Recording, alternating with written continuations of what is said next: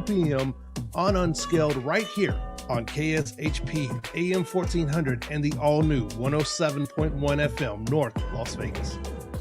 Ladies, welcome to Las Vegas. Welcome to Australia's thunder from down under. The world's #1 girls' night out that performs every night at Excalibur Hotel and Casino. And what happens in Vegas happens at Thunder. The views and opinions expressed in the following program are those of the program's participants and do not necessarily reflect those of station staff, management, and advertisers. It's time for the most interactive radio program in Las Vegas today. It's time for Pushing the Limits with Brian Shapiro. Brian will talk sports, politics, entertainment, and anything that matters to you. Feel free to call Brian at 702-221-7283. You want answers? I want the truth! Now, Pushing the Limits, here's Brian Shapiro.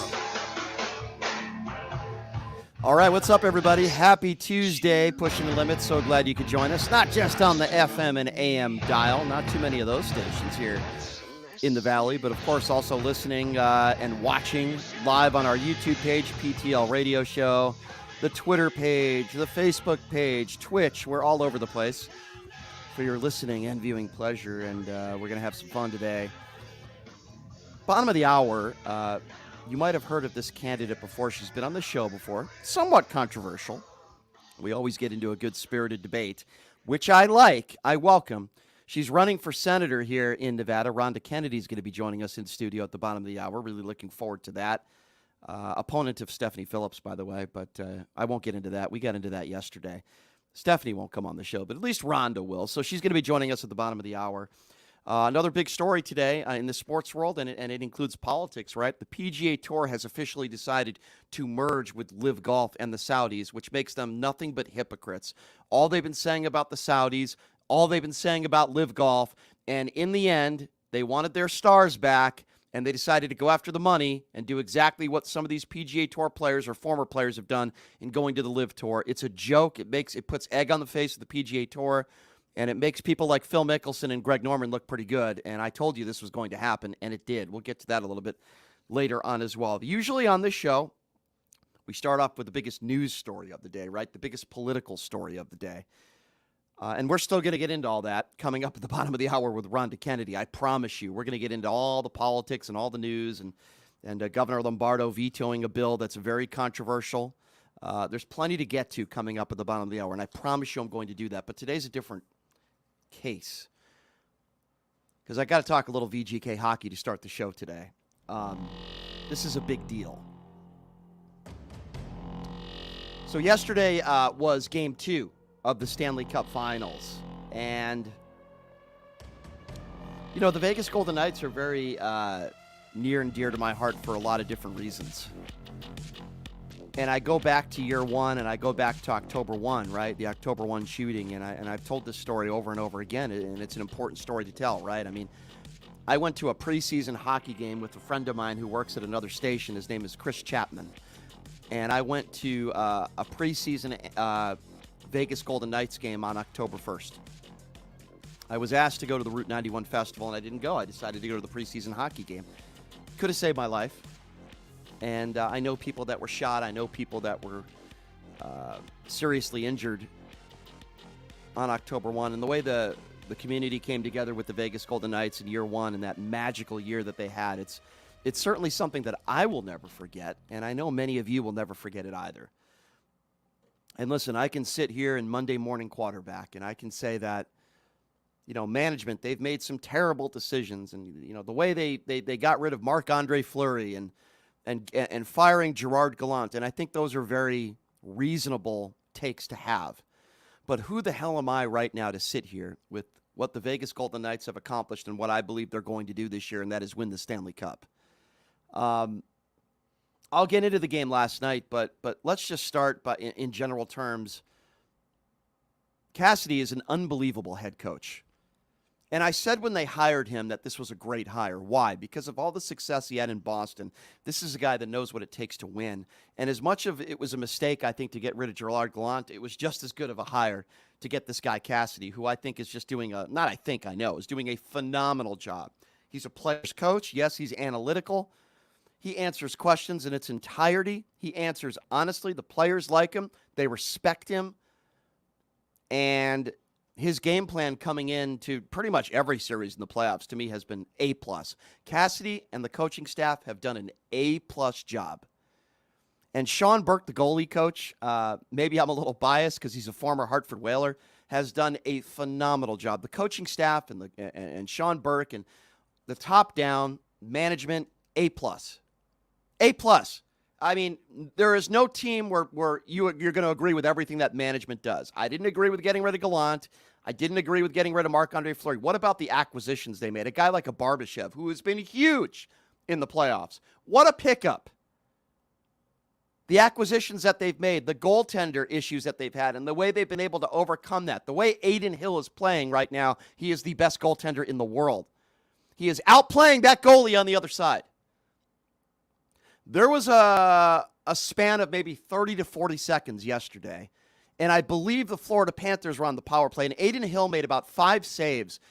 And I'm looking at some other members of the media, and we're just in awe of this guy. He is a brick wall. If he sees the puck, he's going to stop it, period. And when you look at many of the and there's not many of them, I shouldn't say many, but the few goals that Florida has scored, not Adin Hill's fault. He couldn't see the puck. Maybe it went off of another player's skate, or maybe a little bit unlucky. Adin Hill is stopping everything. And if you told me the goalie on the other side was the one that was going to be pulled at the beginning of this series, I wouldn't have believed it. Adin Hill is outplaying what some people believe is the best goaltender in the world, which is amazing. The goaltending that they have had, I mean, you could start with Logan Thompson. Okay, the best thing that could have happened to the Vegas Golden Knights is Robin Lehner having surgery. That guy was a cancer to this team. And forget about the mental illness he has. I'm not talking about that. He was a cancer to the team. He was a distraction. And he never should wear a Vegas Golden Knights jersey ever again. That guy, away from this team, was the best thing that could have ever happened to the Vegas Golden Knights. He was nothing but drama. And Adin Hill is the opposite of that. He's well-liked among his teammates. He's got that calm demeanor and that confidence and calmness about himself, but yet he's honest. He said yesterday after the game in the press conference, he's having a lot of fun, and he's living in the moment, yet he's calm. I mean, this guy is perfect for this, for the job right now. Highest pressure, Stanley Cup Finals, and Adin Hill is calm as a cucumber. Can't say enough good things about this guy. He's perfect for this job. And then you got, members of the Misfits like Jonathan Marsh's show. I mean, all the guy's doing is scoring goals. He's hot. He's on fire. He's on fire. Carlson had a good game yesterday. These guys know what it takes to win. They've been there before. And I know some people could be saying I'm getting a little bit ahead of myself, Brian. Yeah, they're up 2-0. Yeah, they're a 6-1 favorite now to win the Stanley Cup. I get all that. I got to tell you, they have beaten Florida at their own game. And the first goal on the power play, going back to the game yesterday, the first goal on the power play that Marcia Show scored, I'm not sure I've ever heard T-Mobile Arena as loud as it was yesterday. I mean, what a crowd yesterday. What a crowd. And what I like, where the media section is now, at least partial of the media section, is I'm kind of within the crowd. And I was about 2 feet away from Devontae Adams for most of the game yesterday. And it was so fun watching him wearing a Knights jersey and giving fans high fives. He's a great guy, by the way. And it was really cool. Wayne Newton was there. That guy's had more plastic surgery than a plastic doll. I don't know. But wait, does that make sense? Do plastic dolls get plastic surgery? Probably not. That was a bad analogy. But anyway, it was fun. It was a fun atmosphere. And, excuse me, Marcia So scoring that first goal on the power play. Enormous. Enormous to get off to a good start. Because remember, in game one, it was Florida that scored the first goal. And then Alec Martinez scores his first goal of the postseason. Another guy that is a huge part of this team, a two-way player, and him scoring that second goal, putting them up 2-0, was phenomenal. Now, at the end of the second period, we had a little bit of a scare. The game was kind of getting a little bit out of hand. The Knights have a huge lead. And Jack Eichel, we know how important he is to this team. What a great postseason he's had. What a magician he is with the puck and the playmaker that he is. And at the end of the second period, listen, Tkachuk is a very physical player. But I watched the replay of this hit, and you know what hit I'm talking about. And I watched it over and over again because I'm trying to find out something I could say about Tkachuk that could say, boy, that was a dirty play. But it wasn't. I watched it 7 or 8 times. There was nothing about that play where I say to myself, boy, dirty play. I don't even think he was trying to hurt Eichel. He was standing his ground. He lowered his shoulder a little bit. And Eichel was skating with his head down. And anybody that is a professional hockey player, just like a basketball player, will tell you when you're dribbling the basketball, your head should be up. When you've got the puck in your hands, your head should be up for a number of different reasons. One of the reasons, to defend yourself and to protect yourself. And Eichel didn't do that. He made a mistake. And when you do that, you become vulnerable. He was skating very fast. Tkachuk puts his shoulder down, braces for the impact, and Eichel went down. And it looked really, really bad. But the thing that I found interesting about Eichel's a tough kid. He got right back up. He was in a lot of pain. He said after the game he got the wind knocked out of him. But the good thing, and listen, we don't know, as members of the media or fans, could have had a concussion, could have broke his shoulder, could have messed up his back. Nobody knew, so it was very scary. But the good thing right off the bat was he was able to skate off the ice on his own and skate into the locker room. That was the one good thing. And then, when we saw him skate right back out there to start the third period, everybody breathed a sigh of relief, except for maybe the Florida Panthers. And then what does Jack Eichel do? His first shift in the third period, an incredible pass to Marshy, who scores his second goal of the game. That's Jack Eichel, and that's what he means to this team. And trust me, it could have gone the other way. Florida scores a goal. All of a sudden, the score's 4-1. Maybe a little momentum. And then when you see Jack Eichel get back out there on the ice, you can't tell me that was that kind of broke the Florida Panthers a little bit. Because it was a legal hit, even though, Tkachuk got a roughing after that and a 10-minute misconduct, and I think there were more misconducts than goals combined in the series so far. There were 10 misconducts altogether. A lot of game misconduct. Yeah. But to see Jack Eichel skate back out there and immediately, be a part of another goal that was scored was really cool. So I had an opportunity to catch up with Jack Eichel after the game. And I asked him to explain that hit and what was going through his mind. And this was literally moments after the game in the locker room. Have a listen to this. Can you talk a little bit about the hit you took there? What did you see? What did you explain what happened there? Yeah, just get the puck on the right. Took a couple crossovers, kind of toe picked a little bit, and saw him at the last minute. He finishes a hard, what I saw was a clean check on me, and it's a physical game. You're gonna get hit sometimes, so you just kind of move on. How quickly did you know you're okay? It was a physical, it was a big hit, but I came back in here, regrouped, and it was fine.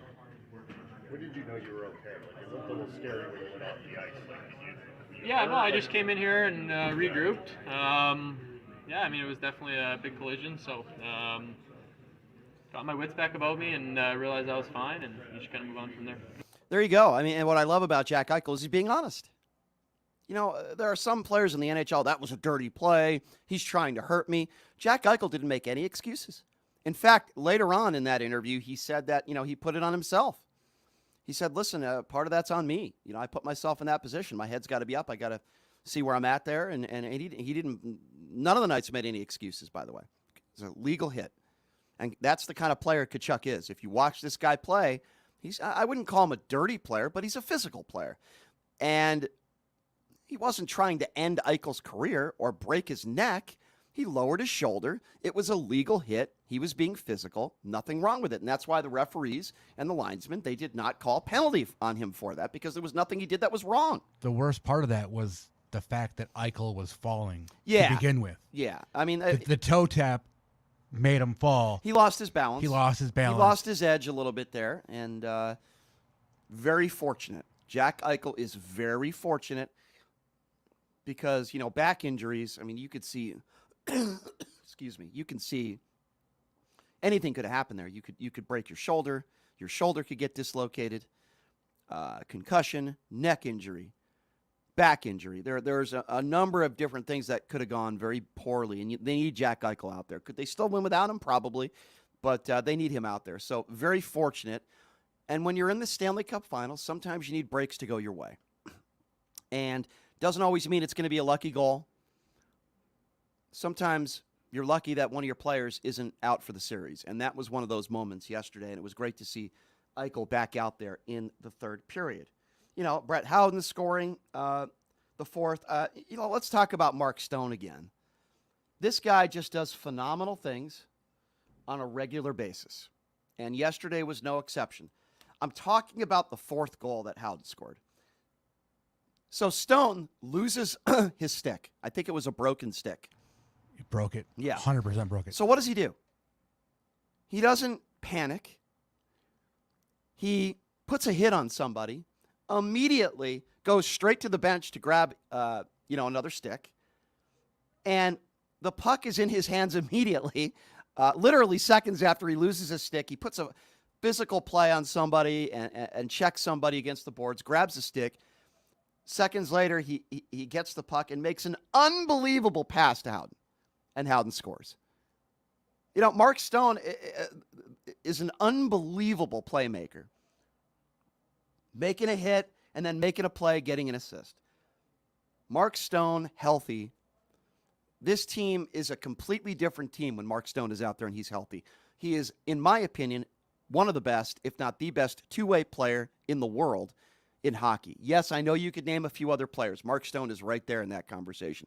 The way he has played at his age and with the injuries that he has had is incredible. I talked about the goal in game one where he grabs the puck out of midair with his stick.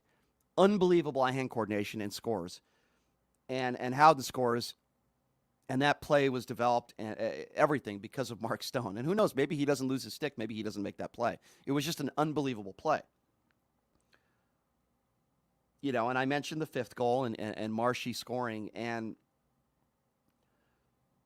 we saw a Florida Panthers team that I expected that we were going to see. We saw a team that was, at least in the first period, a little bit more disciplined. Not as much pushing and shoving until the game got out of hand. And then all of a sudden, they see themselves down 2 goals at the end of the first period. And I got to tell you, Aiden Hill was a big part of it. And I thought the breakaway save that he made we could have been talking about something different today. It was a phenomenal save. He made a ton of great saves. But Bobrovsky has been the hottest goaltender in the NHL. Not anymore. The new sheriff in town is Aiden Hill. And Bobrovsky was pulled. And I got to be honest with you, I was a little surprised. And after the game, coach said it. He said, listen, he's been our guy. He's the reason why we're here. We wanted to give him some rest. And that very well might be true. When you're down 4 goals, you want to say to yourself, okay, we're not going to come back from this.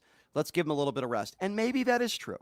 But you have to think that a part of it was he let in some soft goals. As much as I want to give credit to the Vegas Golden Knights, and you should, because the Knights were phenomenal. And when you're up 4-0, you're not maybe going to be as competitive as you were when the score was closer. I don't blame the Knights for that. They played a great game. They were phenomenal. But a few of those goals that Bobrovsky let in were soft goals, period. They were soft goals. And he was not on his game.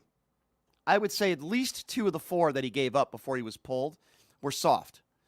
Why is that important? It's important because, first of all, Aiden Hill, the guy on the other side between the pipes, I guess you could call it, and I'm trying to find the right word to describe what Aiden Hill, what he's experiencing right now besides having fun, but his confidence is through the roof. Aiden Hill's confidence has to be through the roof. He is a brick wall, and he is stopping everything. And when you are pulled as someone who is, many are calling the best goaltender in the world, at least the hottest goaltender in the world, Bobrovsky, I don't think that's the case anymore. What is going through his mind today? Next game's at home. What is going through his mind? He did not play well. It was not all on him. But there were a couple odd man rushes where he saw the puck and he did not stop the puck. This is a very different circumstance from year one. I bring up year one, and I mentioned when they were up against the Capitals, 1-0, and they lost game 2. The reason why the Knights won yesterday is because they are the better team. The Vegas Golden Knights are the better team, and Cassidy was asked about this after the game.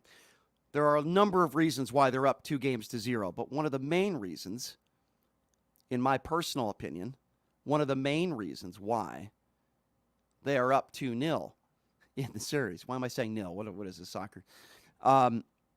It's because of their depth. And Cassidy was asked about that. And Cassidy's always going to take the high road. He doesn't like showing up anybody, but he answered it in a very respectful way. The Vegas Golden Knights have more depth than arguably any other team in the NHL. The fourth line is I mean, top to bottom, this is a really deep hockey team, and they're really, really good. You look at the top line of the Florida Panthers, and they're pretty evenly matched against the Vegas Golden Knights. But you go down the line, for lack of a better term, the Knights have a huge advantage there. That's why they're winning this series. Not to say that the first line isn't doing their job, because they are. By the way, Jonathan Marchessault has been unbelievable. You want to talk about, I mean, the goal, the pipes for Marchessault look like they're 20 feet wide. It seems like every single time he gets the puck and he's in the slot and he has an opportunity to score, he buries it. What does he have, 12 now? I mean, it's 12 in postseason. He is on fire, and I don't think if you're a Vegas Golden Knights fan, you could ask for a guy to score more goals and be more happy than a guy like Jonathan Marchessault, who's been here since day one, a member of the Misfits. You won't find somebody more competitive than Marchessault. All he cares about is winning. The guy's what, 5'8", 5'9", plays like he's 7 feet, although 7 feet probably wouldn't be too good in the NHL. But you get my point. So I have a goal from Amadio, which is the 6th goal of the game. That was that was the goal when they had another power play, correct? So it was about 9.5 left in the third. Yeah. Game was over. Yep. But it's a call from the Swedish announcers. Oh, let's hear that. Doing I like it. Carlson wonders. Listen I love to it. this. I love it. Ja, det är bara 11 forwards med sedan han börjar matchen också, så att de är nere på 10, det är belastning där. Här kommer Karlsson som passar. Oj. William Karlsson. Han Goal! I love it. Ett mål och det är 6-1 och det är en av de där sakerna som gör William så populär. Vi hörde ju very cool. Don't know what he's saying, but very cool. I heard William Karlsson a couple Something times. about a pass from William Karlsson. Yeah, that was cool. Very cool. All eyes are on Las Vegas. This series is not over. I understand. We shouldn't be counting our chickens just yet. The Vegas Golden Knights are the better team. Didn't say that 6 years ago when they played the Capitals. The Capitals were the better team. The best player on the ice was Alex Ovechkin. The Capitals were the better hockey team. They deserved to win the Stanley Cup. The best team doesn't always win. The Vegas Golden Knights are a better hockey team than the Florida Panthers. And everything that you've seen in 6 periods of hockey would lead me to believe that I don't see much changing here in Game 3 and Game 4. It wouldn't surprise me if Florida got one in Florida. It would surprise me if they won back-to-back games in Florida. That would surprise me. I think they'll get one in Florida. Yeah. And then I come think back here. That's what I think. I think when it's all said and done, I think Florida, they get one out there in Florida, and they come back, and ultimately the Vegas Golden Knights win Game 5 at home and win the Stanley Cup at home. I mean, you couldn't script that any better. I'm hoping that's what happens. But listen, the NHL is a weird game in a sense that, something happens on the ice in Game 3. Florida gets a little momentum. They start feeling good about themselves. You never know. But, the Vegas Golden Knights have the cup. They have the cup, and they can lose the cup. That's the way I see it now. They have a commanding 2-0 lead in the series. They have completely outplayed Florida. They've won all the physical battles. They have matched the intensity that Florida brings to the table. Their power play has looked very, very good. They look disciplined. They're not making stupid mistakes. And I don't know how you get pucks past Aiden Hill. Make him not see it. That's the only way to do it. Yeah, I mean, that wraparound in game 1 was ridiculous. That was a mistake, but Aiden Hill, other than that, has been pretty perfect. He's been and he's been a brick wall.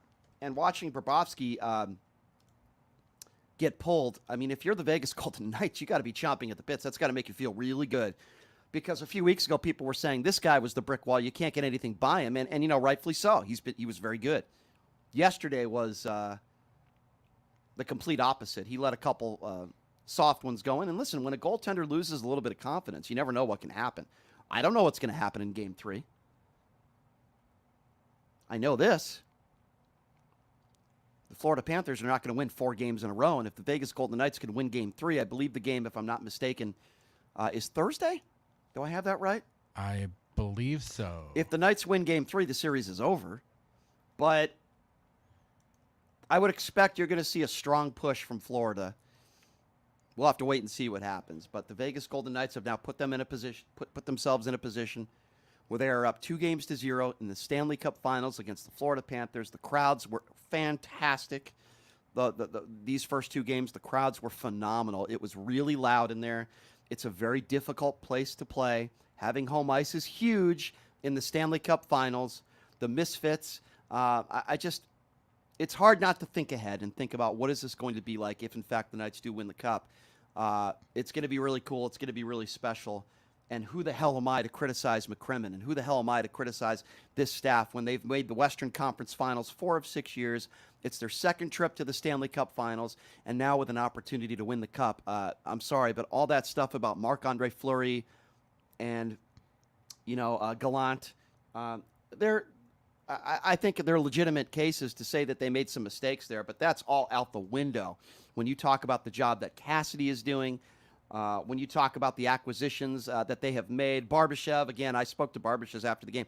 Barbashev has been a phenomenal pickup for the Knights. I mean, he doesn't always show up in the stat sheet, but that guy is physical. He was built for the playoffs. And, guys like Pietrangelo who've won Stanley Cups, there are a few guys that the Knights have that know what it takes, right? They know what it takes to win a Stanley Cup. They have assembled a team that is a championship team. They like each other. The chemistry is good. The coaching staff is A+. Again, let me say that. What Cassidy and his staff has done this year, A+. Couldn't do a better job. With all the goaltending issues and the injuries, and now they're up 2-0. The series is not over, but it could be over if they win on Thursday. And congratulations to the Knights on an incredible performance, and I can't wait for Game 3. Can't wait. Have you heard what Joe does? Sorry, DJ Joe Green does when Aiden makes a great save? I do not know that, no. What does he do? King of the Hill. Oh, I like that. That's funny. I like that. That's cool. I love it. And before I take a break, I'll just say this. And I think I said this before. Aiden Hill has never changed his demeanor since day one. He's calm, he's collected, not overconfident, but certainly confident in his abilities. He's a good teammate. And what I love about what he said yesterday is, listen, I'm having fun, man. I'm living in the moment. I'm in the Stanley Cup Finals. I'm playing well. And I'm paraphrasing here, but he just said, I'm having a good time. I'm having fun, and I'm living in the moment. You want to talk about a guy that's calm, cool, and collected, that doesn't panic. That man smiles and laughs more than I've seen anybody. He's just a laid-back, great goaltender. I think I'm going to use that term now. He is great. The way he has played has been great, phenomenal, legendary. And if this goes down where he is, the Knights are going to have some decisions to make. Who's the starting goaltender next year? Imagine what Brisebois and Logan Thompson are going through in their mind right now. I mean, I'm sure they're very happy for their teammate, but Aiden Hill's your guy. I'm sorry. He's your starting goaltender next year. Unless something catastrophic happens here the rest of the series, Aiden Hill is your guy. All right, here's what we're going to do, ladies and gentlemen. Going to take a quick break. Not normal that I usually talk hockey in segment 1 here, but I felt like today was a suitable day to do so. We are going to have some fireworks, I promise you, because coming up in studio, Republican running for senator. She's been on this show before. It's always fun mixing up with Ronda Kennedy. I have a lot to get to with her. Some local issues, a bill that Joe Lombardo vetoed, some Trump stuff. Oh, boy, we have a lot to get to with her. And I'm also going to ask her about this Target transgender craze that Republicans seem to talk about every second of the day. We'll talk to her about that as well. We'll take a quick break. We'll be back with Ronda Kennedy right after this.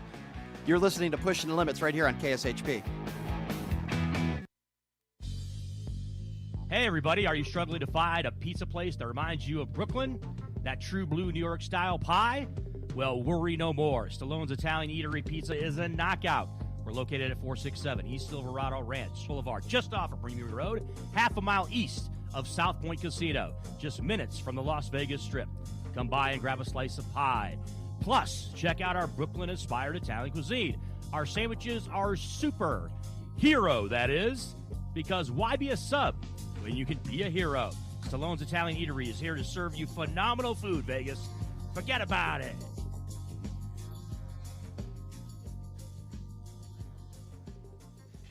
Buying or selling a home is a huge life event that requires guidance from an expert in the industry and community.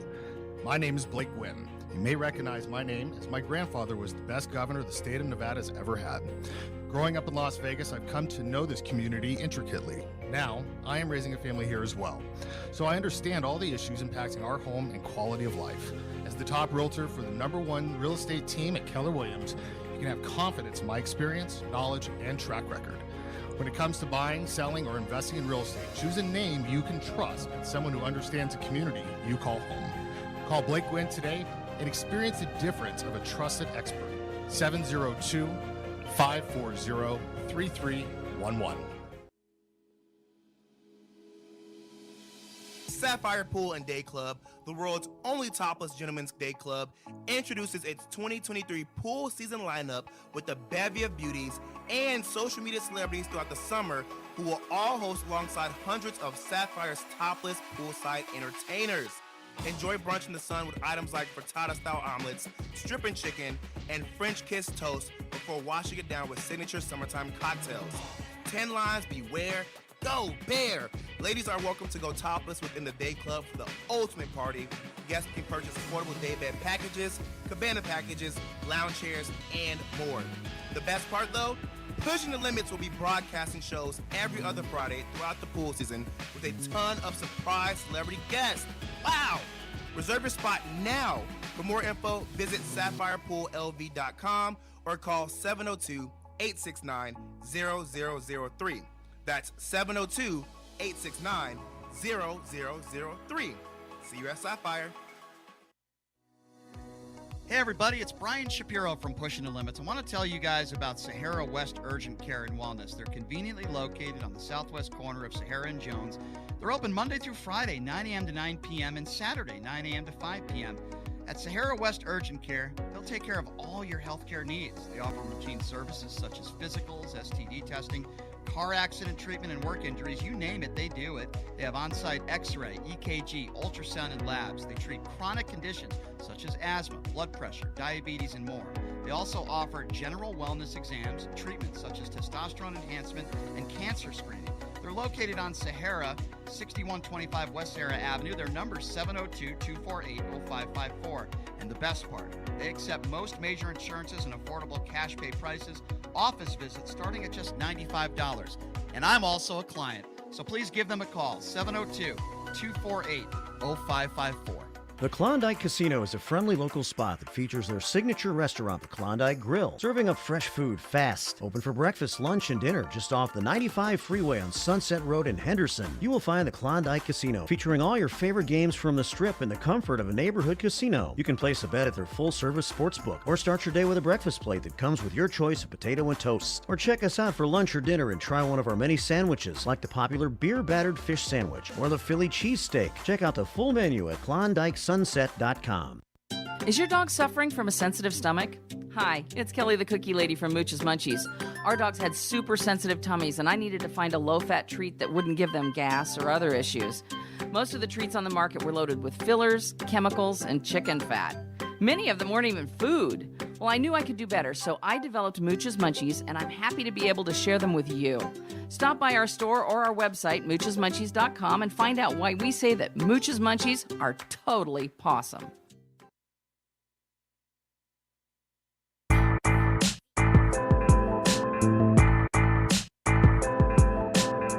All right, welcome back. It is Pushing the Limits on a Tuesday. Thank you so much for joining us. I want to tell you guys about my good friend Blake Gwynn with Willow Manor Group. If you don't know who Blake Gwynn is, his grandfather, the former governor here in the great state of Nevada. Blake's lived here his entire life, and my parents are going to be moving out here to Vegas, and I called up Blake, and he took care of my family, and he's given my mom some great advice. Treated her like family, really, and I can't speak highly enough. If you're thinking of buying a home, and I say thinking, even if you're not definitive, if you're just thinking of buying a home, will you please call Blake Gwynn at Willow Manor Group and mention my name? I promise you he will take care of you. Here's the number. Write it down, 702-540-3311. Again, that number, if you're thinking of buying a home, contact Blake Gwynn of the Willow Manor Group at 702-540-3311. All right, so if you listened to the show yesterday, I did get a lot of text messages from people that were saying, man, why were you so hard on Stephanie Phillips, who's running for senator here? And I said, well, why was I hard on her? Because she's a coward, and she refuses to do my show, but only did my show when Mac Miller hosted for me because I wasn't feeling good on Friday. And that's the definition of a coward. If you don't want to do my show, you don't have to do the show. I'm not special. I'm not like that. I'm not Tucker Carlson. I'm not going to call everybody cowards if they don't want to do my show. But if you're not going to do my show, but you choose to do it when I'm not here, that's different. You're a coward. And I respect anybody, even though I might disagree with people. We all have debates, arguments, whatever you want to call it, healthy debates. We can all disagree, but I respect anybody that is willing to go toe-to-toe and have a conversation or a debate on the issues. And the lady we have with us in studio, she's been on this show multiple times. Stephanie Phillips is one of her opponents. She's also running for senator as a Republican in the great state of Nevada. Ronda Kennedy joining us in studio. Ronda, I do appreciate you being here, unlike some of your opponents. I appreciate you always being here and willing to get into a good conversation. How are you today? I'm well, and yourself? I'm doing all right. I've been a little bit under the weather, but I'm feeling a little better today. That's good. Yes, That's good. yes. What do you make of that, before we get into the issues, that your opponent refuses to do this show, but then decides to do the show behind my back when Mac Miller, who's a staunch Republican, and her friend. What do you make of that? Well, I mean, I really don't like talking badly about someone, although I'm very good at that. They have no problems with talking. Her camp has no problem with throwing digs at me, but I could just say that if you're running for U.S. Senate, okay, that's an overall. That is Congress, both houses of Congress. There is what's called bill debates, right? You're going to have to debate bills with people on the other side of the aisle to be able to, get them to get your point and negotiate different aspects of a bill. If you can't come on a show because you don't want to be challenged, or, they think that you're going to be too harsh on them, then you probably should rethink, running for U.S. Senate. You're right about that. And, if somebody takes the time to come in studio, and I've called Stephanie Phillips some names yesterday because I thought it was very disrespectful of her to do my show when I wasn't here. But if somebody takes the time to come in studio, I try to be very respectful. I can disagree with them on issues, but I respect the fact that they come in. And I've always done that with any Republican that comes in studio. Now, when somebody disrespects me on the air, then I'm going to defend myself. But the idea or the excuse is, oh, well, he's going to call me this, he's going to call me that. Nonsense. I don't do that with people so long as they're respectful to me. Now, she's disrespected me a number of times that I mentioned yesterday, and we don't need to go into that. But anyway, I just wanted to get your thoughts on. And I appreciate you've always been respectful. Yeah, we disagree on stuff, but I always enjoy it when you come in. I always enjoy it when you come in. I always like a good debate, and as I've told you, Rhonda, and I know you do too, and as I told you, I'd rather talk to somebody like you than somebody that agrees with me on everything. That ain't any fun. That's not fun. That makes for bad radio. That's right. Well, let me start with Joe I agree. Let me start with Joe Lombardo. We might agree on this. I don't know. Okay. But I wanted to get your thoughts on this. He became the first governor yesterday nationwide to veto a bill passed by the legislature. It legalized medical aid in dying. It's SB 239. And it would have allowed patients with a terminal illness to self-administer life-ending medication under certain circumstances. Now, obviously, you have to talk to your physician. There have to be a lot of other adults that make this decision with you, including family members. We're talking about terminal illnesses, Rhonda, where people are suffering. And I don't know, it could be anything. It could be cancer. It could be anything. And it's situations with a family and the patient that says, you know what, gosh, I just think I just want to do this, and I want to do this on my own terms. And I got to be honest with you, Rhonda, I see nothing wrong with that. I don't want somebody to suffer and be in pain so they could live another 6 months or a year. It should be their decision because it's their body, as long as it's a responsible decision and doctors agree and family members. And Governor Lombardo yesterday said, nope, going to veto this. The only governor to do so thus far.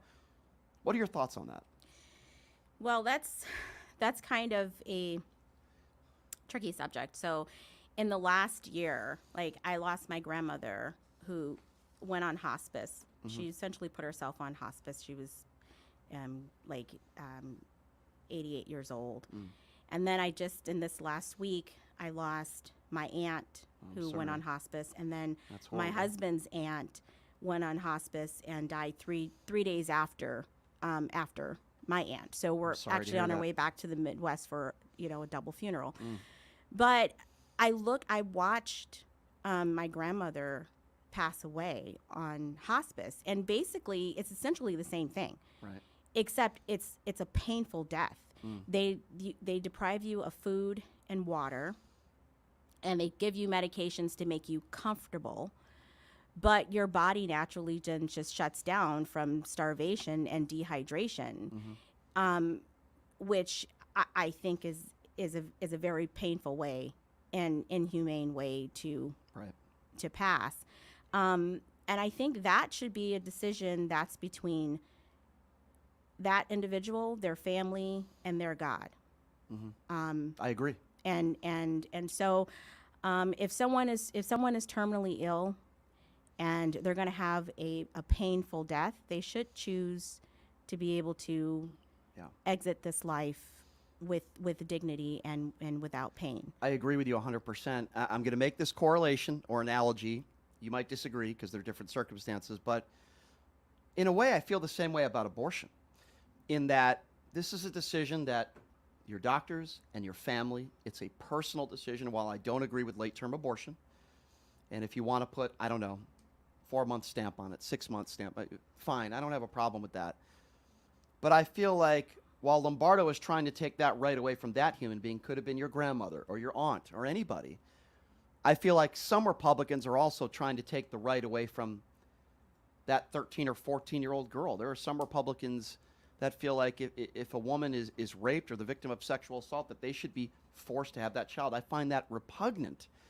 And I feel like the same people that are okay with Lombardo vetoing this bill are the same people that want to tell every woman in this country what to do with her own body when it comes to the right to get an abortion.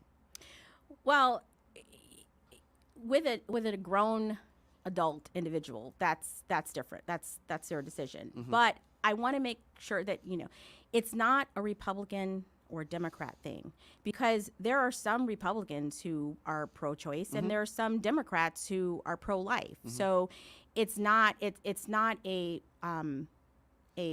partisan issue. You don't think it is, though? Because the overwhelming majority of Democrats are pro-choice. You know that. You're right. There are some Democrats.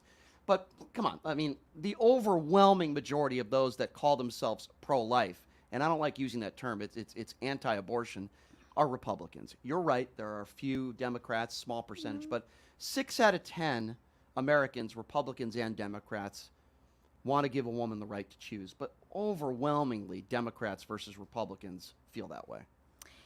Well, it's what we see the most.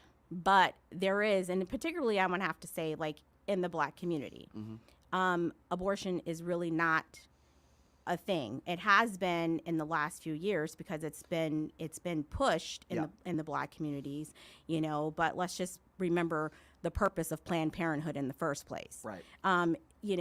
Back in the day, my mom, I'm a product of a teen pregnancy. My mom had me when she was 16 years old. My grandparents didn't know that she was pregnant with me.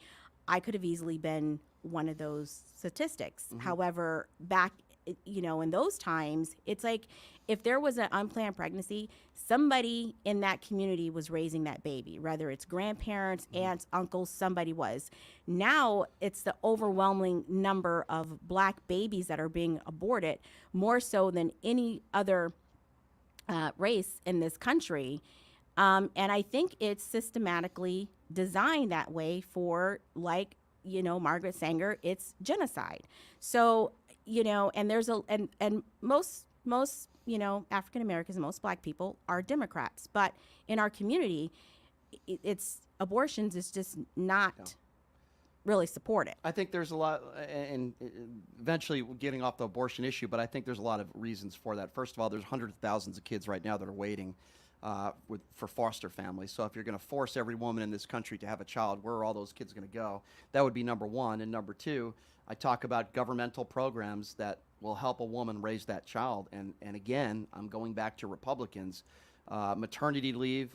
Most Republicans are against maternity leave or any governmental programs, whether it be welfare or food stamps, really anything that would help that mother raise that child. And I think if somebody wants to call themselves pro-life, no problem. But I want them to be consistent with the way they vote. I'm talking about those that are elected in office. If you want to force every woman to have a child, then you better have programs set in place to help that mother raise that child. And Republicans, once that baby is born, seem to be against any program that would help that mother raise that child. But I'm not against any. I'm not saying you're like that. No, I'm but saying yeah, that yeah. there should be, but also there shouldn't be a lifetime of being on a program. There should be opportunity. There should be college scholarships. There should be college tuition. There should be programs to give skills to help women and families, men and women, and keeping the family unit together, because that's another reason too for these get benefits. You have to separate the families. Father has to move out, or you can't be married to get any type of benefits, and so they're breaking up the family unit, and that's not designed by Republicans. But I do believe that there should be some type of assistance, but there also should be some type of assistance to help get off of that program and actually have some generational wealth and something to pass down to that child besides a Section 8 voucher. Yeah, I don't have any problem with that, but when it comes down to it, I still think it's the choice of the woman to make whether she wants to have that child or not. We could come up with educating women on programs that are available if they choose to have that child. I don't have any problem with that either. But in the end, I'm never going to tell a woman what to do with her own body, and that's just me, just like I would never tell somebody that they have to take the vaccine. I've been very consistent on that also. All right, so I want to move on to what is a very controversial topic, not that abortion is not. If you're just joining us, by the way, she is Ronda Kennedy. She is running as a Republican for senator for the great state of Nevada. It seems to me, Ronda, that many Republicans are obsessed with transgenders. That's all they talk about. And specifically, let's start with Target, right? So many people out there are up in arms on the right with Target, as they claim, pushing things on children and indoctrinating our kids. I got into an argument with somebody who ran for office. I know it's a shocker. I got into an argument with somebody yesterday that used to run for office, and she lost here in Las Vegas. And every day she posts stuff about Target. And I'm thinking to myself, nobody's forcing you to go into that store. Nobody's forcing you to bring your kid in there, and certainly nobody's forcing you to go into that section. And these are the same people that argue about cancel culture. So I want to get your opinions on this Target story and why so many Republicans, not Democrats, are up in arms about what Target is selling. Well, again, it's just the side that's the loudest, because there are Democrats who actually feel the same way. But that's the silent, the silent group who don't say anything. But Target with their pride display and that, I mean, that's their prerogative. They want to do it, they can do that. It's their store. But then they have to face the consequences of people who don't want to shop at Target or want to voice their concerns about Target, and not shop there. So I believe that everyone has a right to choose whether or not they want to support a store, and a store has a right, a private business has a right to display whatever they want to display and do. But I don't see, any other types of displays. I didn't see the Black History Month at Target. I didn't see, the Black History Month at any of the other stores.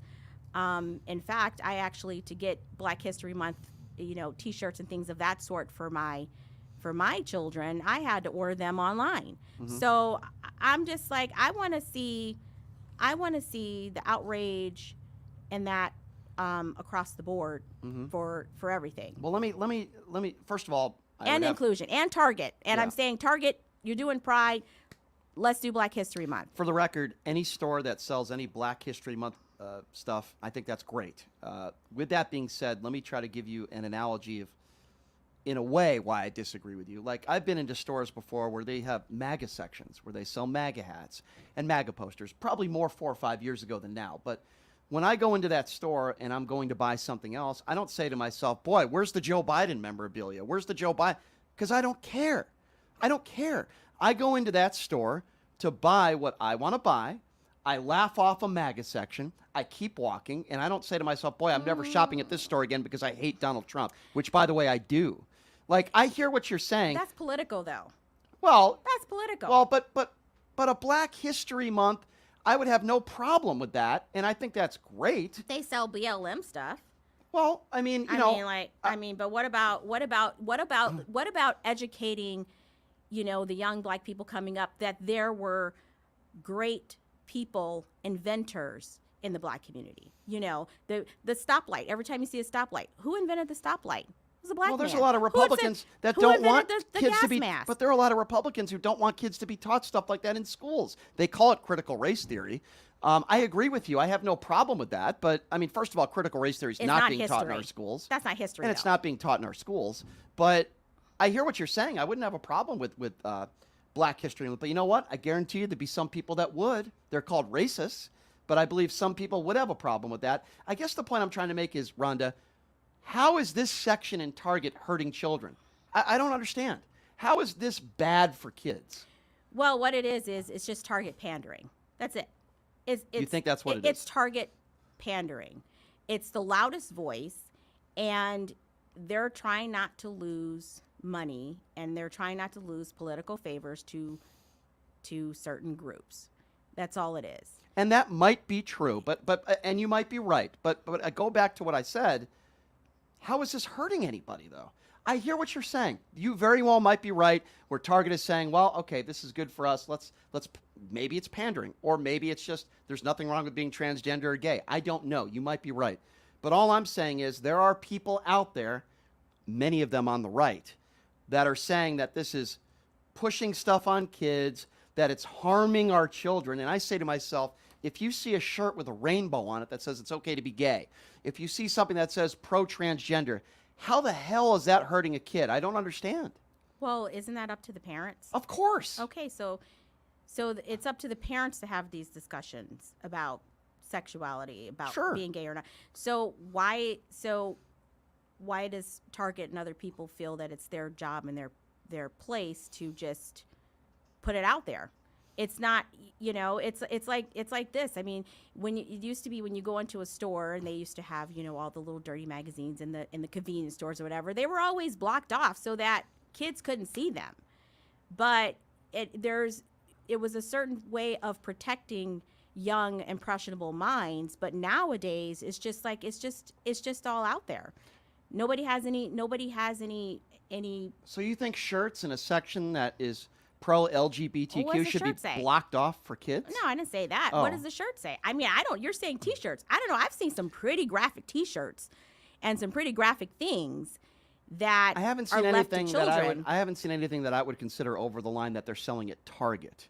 Pro-transgender, pro-gay stuff to me doesn't harm anybody. In fact, I think it's a good thing, and it shows that it's okay to be gay, it's okay to be transgender, which apparently Ron DeSantis doesn't believe in. Well, what if you're not? What if you're, I don't know about you, but I had no interest in, I was a tomboy. I had no interest in boys until I was well past puberty. Sure. So, but there's some people who were influenced because they were influenced by being exposed to things that they shouldn't have been exposed to, who kind of advanced their maturity. And who knows that maybe you have a 10-year-old impressionable kid that says, it's okay to be gay. And it's like, oh, well, I think it's kind of cool to be gay. But they're really not gay. They're just being impressionable. I don't think there are any, in my opinion, I don't think there are any cases out there where a child or a 12-year-old or a 13-year-old sees a shirt that says it's okay to be gay and they're straight and they turn gay for the rest of their life. I just think that's insane. Maybe not. Yeah, I don't think that's the But case. that's still a parent's choice, though. And That's just because a straight person wears a shirt that says it's okay to be gay doesn't mean they're going to be gay. It means it's okay to be gay. I think that's a great because message. they're an adult. I think it's a great message. What about kids? What's wrong with a kid wearing a shirt that says it's okay to be gay? I don't see what's wrong with it. How does that harm anybody? If the parent chooses to put a child in that shirt, that's the parent's choice. That's the issue here. I don't disagree. It's a parent's choice, Sure. and it's a parent's choice to say, I'm not going to shop at this store because I feel it's being impressionable or I don't disagree it's with you. harming my child. I don't disagree with you, Rhonda, but this is where maybe we disagree. I don't think anything that Target is selling is hurting anybody. I agree with you. It's Your up to the opinion. parent. Right. Yes, the parent to decide. But there are people on the far right that make the case that we're indoctrinating our kids and this is harming our children. And God forbid, if a 6-year-old sees a rainbow shirt at Target, it's going to ruin them for the rest of their life. So let me ask you this. Why did Tipper Gore and everyone else have all their little protesting about gangster rap music and about violent video games if children aren't really impressionable on certain things? I think when you're talking about violence in a video game, and by the way, I'm not one of those people that says if a child watches a Quentin Tarantino movie, they're going to go out and kill a bunch of people. For the record, I'm not that person. I don't necessarily agree with Tipper Gore. I don't agree with that stuff. There are some things that are inappropriate for kids. Example, you don't want a 10-year-old to be watching pornography, okay, or an 8-year-old Well, or a they 12-year-old. want to teach it in school. See, In some that's- schools, yeah. That's where I disagree with you. Of the 300,000 teachers across the country, you could probably find a small handful of teachers that are inappropriate. But what I would want to know is if you have a specific example of a teacher that you think is doing something inappropriate, then I want to know what it is and how old are those kids. I have a specific example of a state of California, which actually Nevada is trying to pass a similar law mirrored after the state of California, where I have 3 10-year-olds. Remember, so they just finished 4th grade, so they started off in California in kindergarten. So which is one of the reasons why I left California too. They were actually teaching my 2nd and 3rd grader sex ed and it was some pretty graphic things that you could do your research on, but that does happen. So I would want to know exactly what they were teaching and then form my opinion on it. But I will tell you this.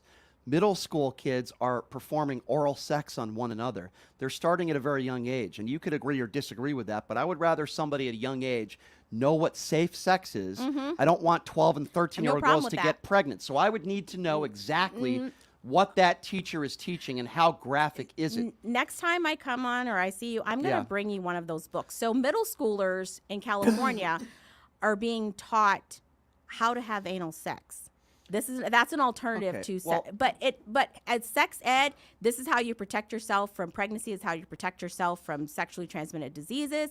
Completely understand that, but to have a manual on how to perform certain sex acts is that's pornography. That's crossing the line. I would like to know where they're doing that, and I would California. also be willing to say that the overwhelming majority of school districts are not teaching that. They are. But it depends how old you are. It's a state law. It depends how old you are. I would say that as well. That is extremely inappropriate for somebody that is pre-puberty. But for somebody that is post-puberty, to be honest with you, they're going to learn it sooner or later. I don't have a problem with that. If you're post-puberty, because if you're post-puberty, you can have a child. And if you're capable of having a child, then we know kids younger and younger are having sex. I want them to be educated, and if that wrap means it up. That's your education. Well, yeah, not. This is your alternative on how to have sexual. If abstinence not going to work for you, then birth control, safety for sexually transmitted diseases, but not alternatives to it. All right, well, let me ask this to the listeners out there because we're going to take a break. I think it's an interesting. If you're post-puberty, let's just say you're 14 years old in high school, you're a freshman in high school.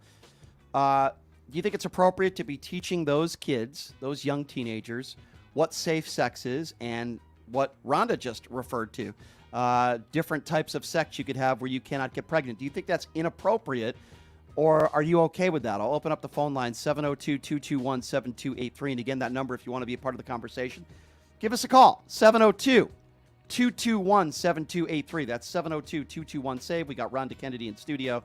She's running for senator in the great state of Nevada. We'll take your phone calls when we come back. Again, 702-221-7283. We'll be back right after this. You're listening to Pushing the Limits right here on KSHP.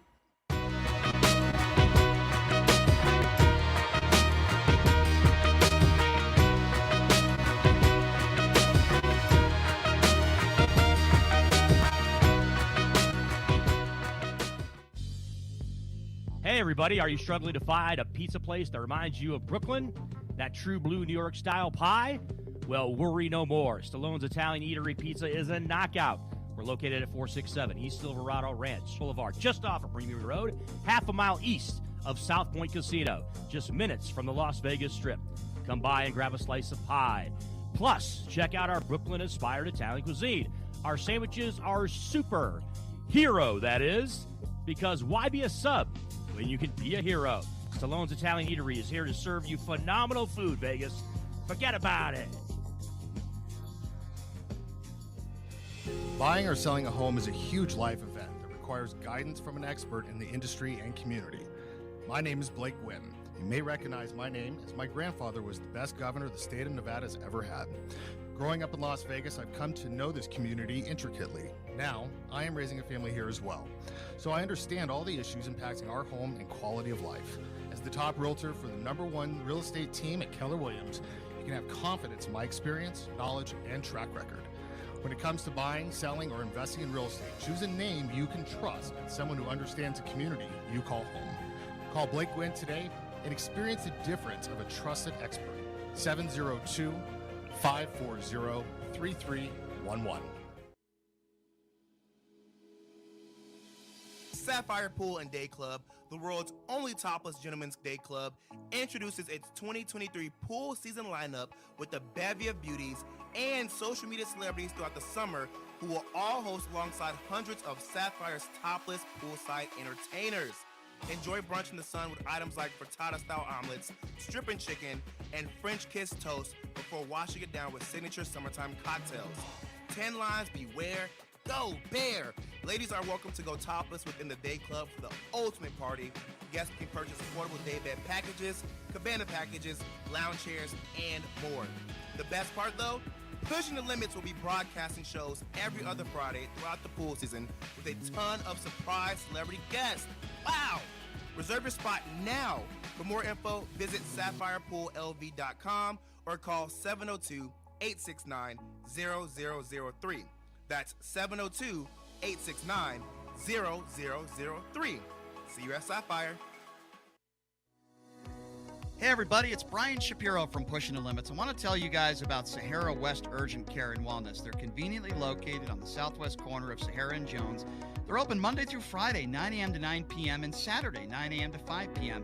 At Sahara West Urgent Care, they'll take care of all your healthcare needs. They offer routine services such as physicals, STD testing, car accident treatment, and work injuries. You name it, they do it. They have on-site x-ray, EKG, ultrasound, and labs. They treat chronic conditions such as asthma, blood pressure, diabetes, and more.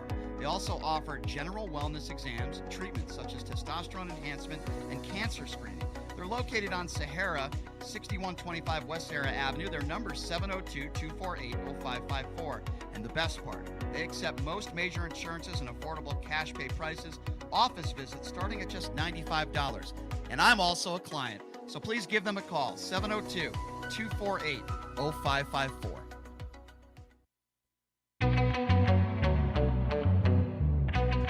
Welcome back. It's Pushing the Limits on a Tuesday. I want to tell you guys about my favorite gaming bar in town, which is Jackson's Bar and Grill. Located at Flamingo and Jones. On Wednesday, earn 200 points, you get to spin a wheel, earn up to $3,000. Another 300 points, you get to spin the wheel again, and there are multiple times now where you can spin that wheel for cash. Friday, earn 1,500 points, you get $100 in free slot play. I heard Chris Wynn yesterday had a chance in the Pass the Puck contest to score a goal and win $500 in slot play. He missed because he doesn't have any eye-hand coordination. Very sad, Numchuck. Please check it out. Jackson's Bar and Grill, great place to watch the game. I plan on going to Jackson's Thursday night and watching the game the Vegas Golden Knights, Game 3. We have Ronda Kennedy in studio, and I like Ronda even more now because she said, I got her to say that eventually, at some point this summer, she's going to be stopping by Sapphire Topless Pool.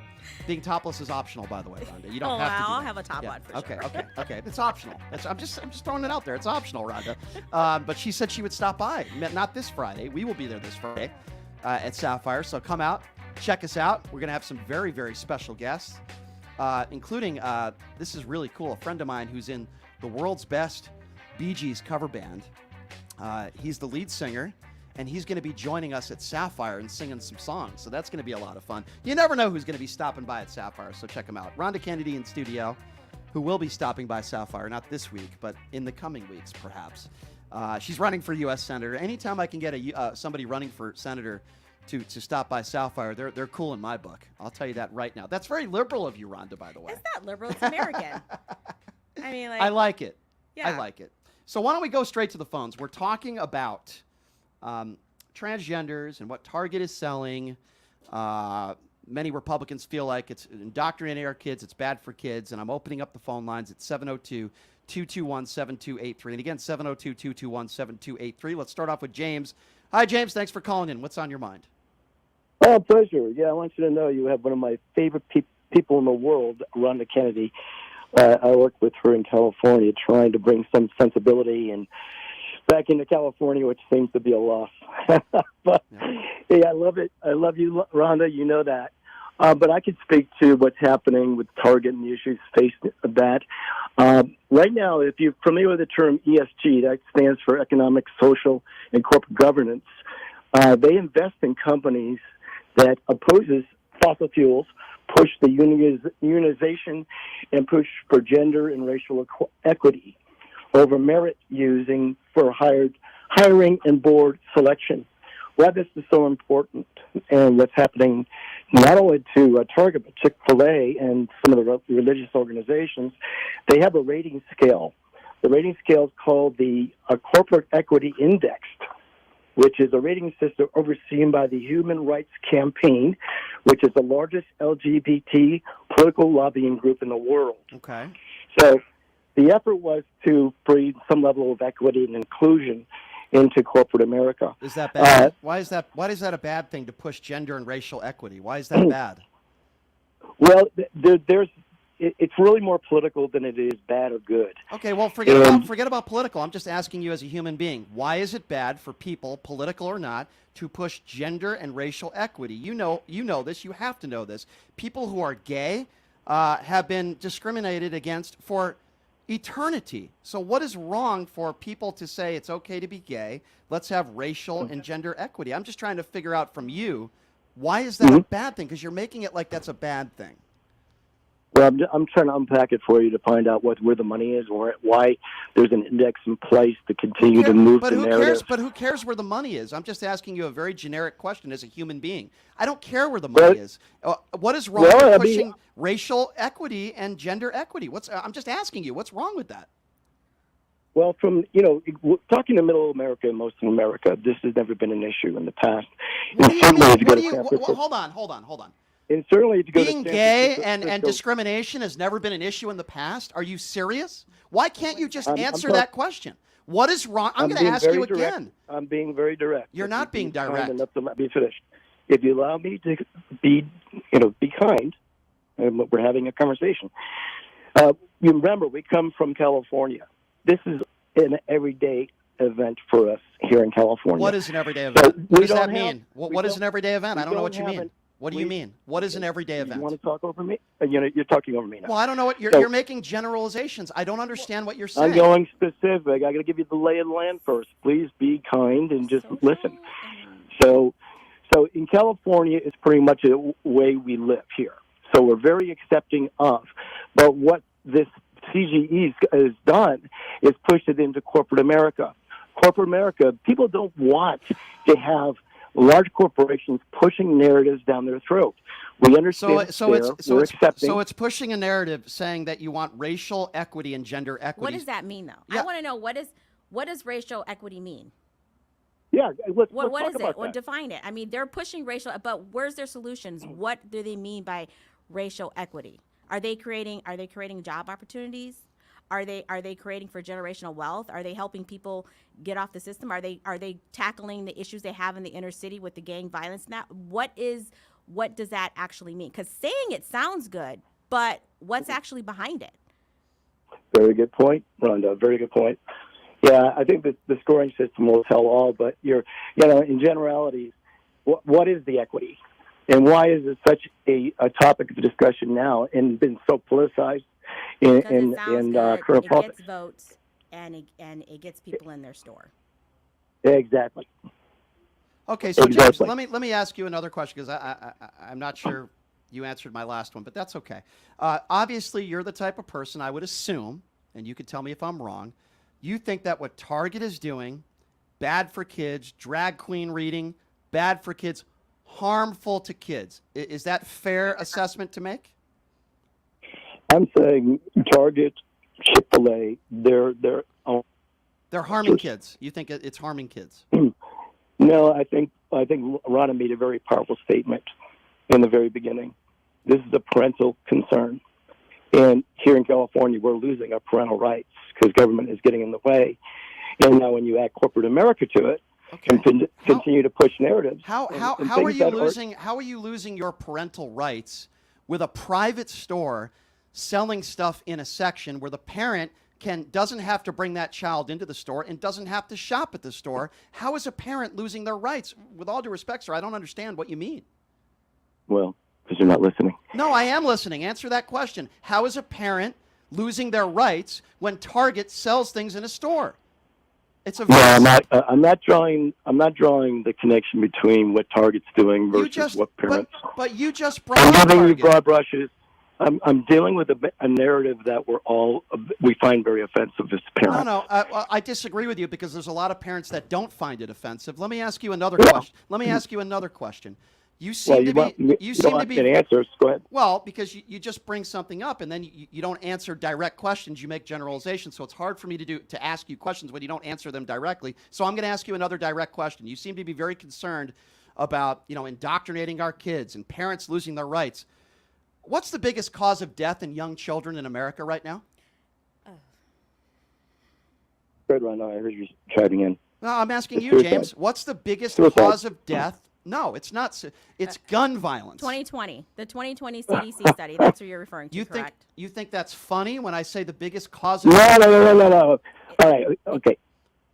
I see this show as being one of pushing liberal agendas. No, it's not pushing a liberal agenda. I'm a registered independent, and you have absolutely no idea what you're talking about. I didn't vote for Hillary Clinton, and I didn't vote for Barack Obama, and because I challenge you on an issue, you call me a liberal, and that is a buffoon statement. So I'm going to ask you again. The biggest cause of death with children is not Target. It's not indoctrinating our kids. It's not drag queen shows. It's gun violence. So I want to know what your solutions are as a politician to the biggest cause of death in children. And by the way, I will add again, I am not a liberal, and that's very convenient for you to try to attack me and call me a liberal just because I'm challenging you on an issue. Why don't you answer the question? What are your solutions to gun violence, since you want to talk about how parents are losing their rights and they're being indoctrinating our kids? I don't think Target's killed any kids. What are you going to do about gun violence? I know you laughed when I brought it up because you think it's funny, apparently. What are you going to do?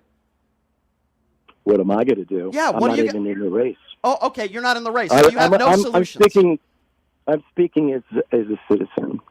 So as a citizen, what do you think about gun violence, the number one cause of death in children, and what do you think our politicians should do about it? According to the 2020 CDC study, that included 18 and 19-year-olds. Mm-hmm. That's what you're referring to, right? That's not the only study I'm referring to. No, under the age of 16 years old. 2018, 2019, if you look at the leading cause of death in kids under the age of 14, it's guns. Now, some of those are suicide. He's right. And I just find it convenient that you want to talk about how parents are losing their rights, sir, with all due respect, and you want to talk about Target, and you want to make generalizations, but when I bring up gun violence, you don't have anything to say. You call yourself, well, I'm just a citizen. Why is that, sir? Well, because one, I'm a veteran. And two, I believe in the Second Amendment. I believe that good education was one of the answers, but it's just not an easy answer to directly have a solution for. We know that. More gun controls, we're finding, especially if you look at Chicago, the city of Chicago, that's where the highest crime rate is with gun violence. They have the tightest gun controls in effect. It's about education. Really is. So you And it goes think into so you think it's about education, and that would be your solution to proper lowering training. Proper training. Well, you don't have to be trained to use a gun to buy it. Yeah, but who pulls the trigger? That's the key. So who pulls the trigger? I agree. We don't want people pulling the trigger and killing people. But all I've heard from you is, I guess that's one of your solutions is education. I'm not really sure what that means, but I guess the frustration that comes from me, not a liberal, by the way, a registered independent. I don't want innocent people to die.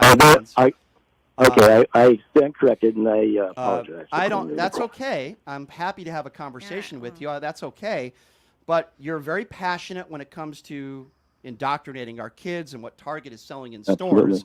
And that's fine. You can be passionate about that, but I don't hear that same passion when it comes to the leading cause of death in kids. And that's what gets me very frustrated when people like you are up in arms about a private store selling a bunch of shirts and clothes that are pro-transgender and pro-gay, and you're so up in arms about that, but then the second... I didn't say that. But, well, you sound like you're pretty upset about it, and then when I bring up guns, the first thing you do is laugh, and then the second thing you do is say, oh, I'm just a citizen.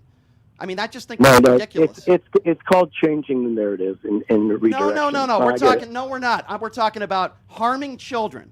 We're talking about what is harmful to kids. And I can tell you, guns are far more harmful to kids than drag queens reading books to children. Why do you focus on drag queens and pro-gay memorabilia and not the leading cause of death in kids, which is guns? It's a very fair question, sir.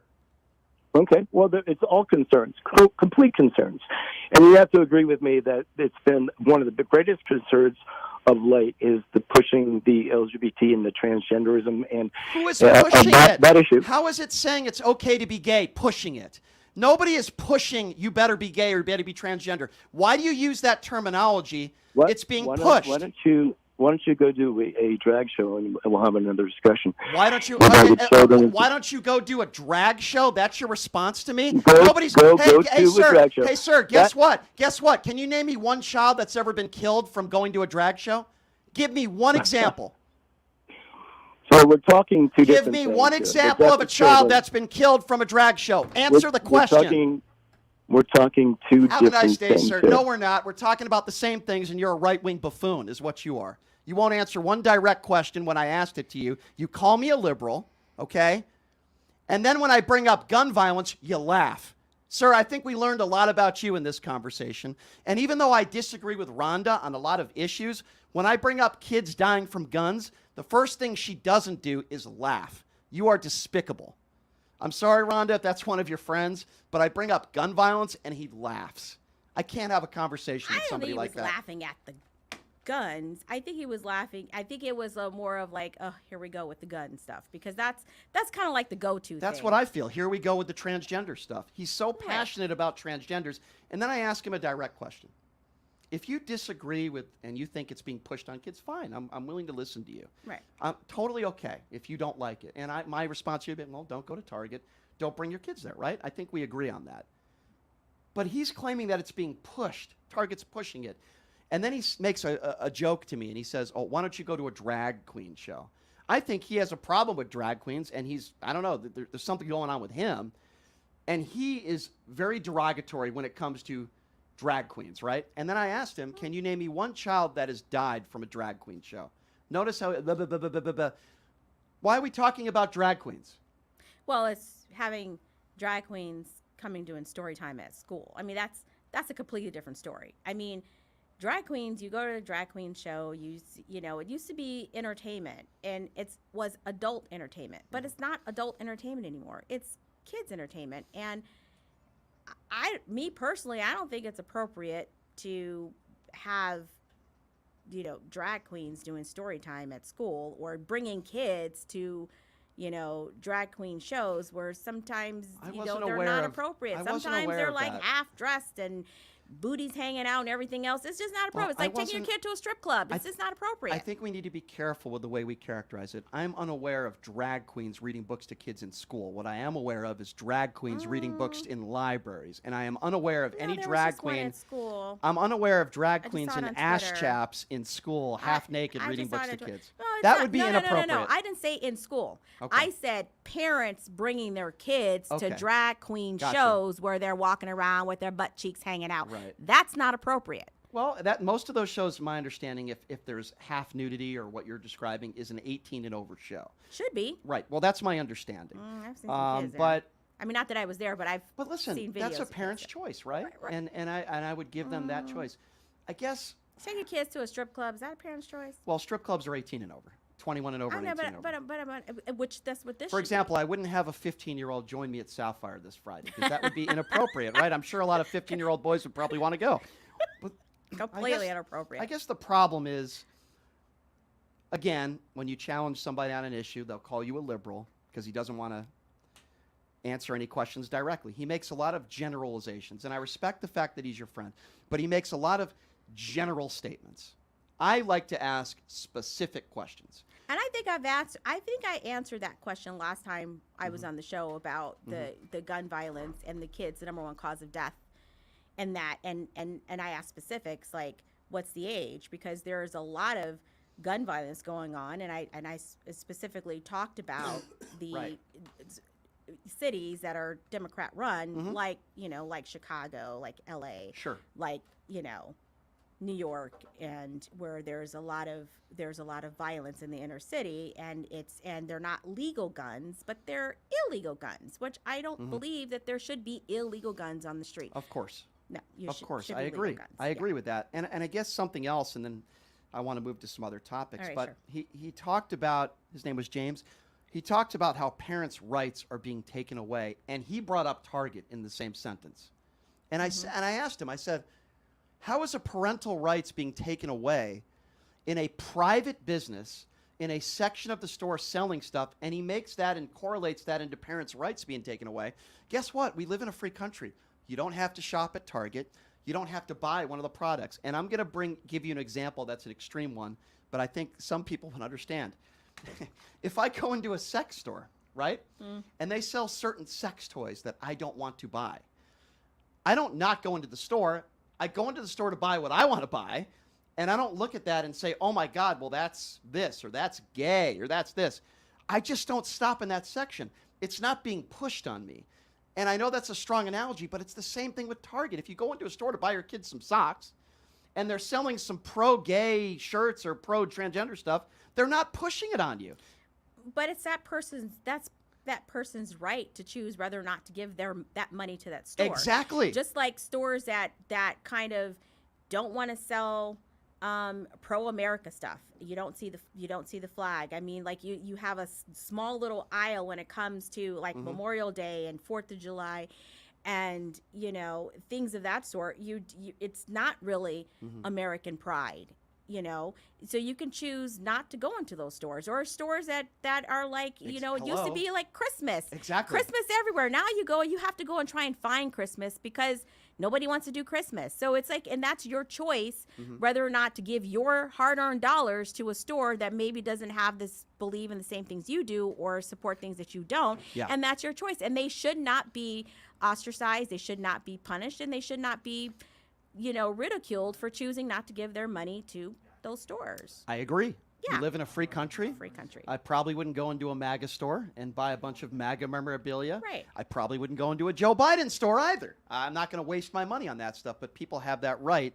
And I agree with you. And I think that's my frustration with James, is that he's saying that your parental rights are being taken away. And I don't know where he's getting that from. It doesn't make any sense. But then when I bring up guns and the real killer when it comes to kids, he doesn't want to talk about that. Drives me crazy. 702-221-7283. Again, 702-221-7283. Let's go to Lauren.